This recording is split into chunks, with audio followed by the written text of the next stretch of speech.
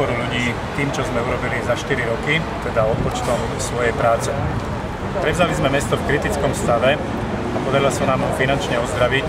Znížili sme zadlženie mesta o 40 miliónov eur, čo bol určite bolestivý proces, ale na druhej strane bol zodpovedný a nevyhnutný.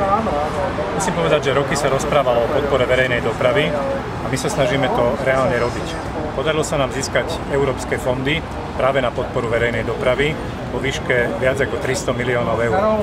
Rekonštruujeme starý most a budujeme koľajovú trať do Petržalky. Máme možnosť nakúpiť 120 trolejbusov a 60 nových električiek. Budeme rekonštruovať trate električkové aj v iných častiach mesta.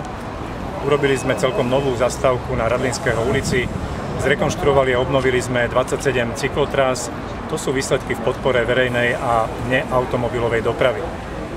Musím povedať, že zdedili sme množstvo káuz, množstvo problémov, ktoré sa len veľmi ťažko riešia a bola tu pred nami kultúra rozhodovania za zatvorenými dverami. My sme sa snažili otvoriť magistrát verejnej kontrole, poskytovať ľuďom informácie, vťahovať ich do spolurozhodovania a prijali sme viac ako 60 protikorupčných opatrení. Napriek tým finančným problémom, ktoré som spomínal, sa nám podarilo postaviť nájomný bytový dom v Petržalke so 48 bytovými jednotkami. Zrekonštruovali sme domovy seniorov, v ktorých bývajú naši seniori bratislavskí. Postavili sme 2 nové detské ihriská.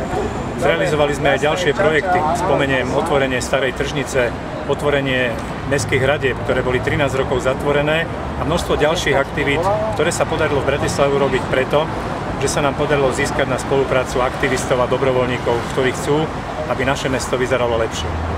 Netvrdím, že v Bratislave je všetko v poriadku, netvárim sa tak, viem, že máme ešte mnohé problémy, ale keď sa na to pozriem z pohľadu tých 4 rokov, tak musím povedať, že sa nám spoločne podarilo Bratislavu posunúť dopredu.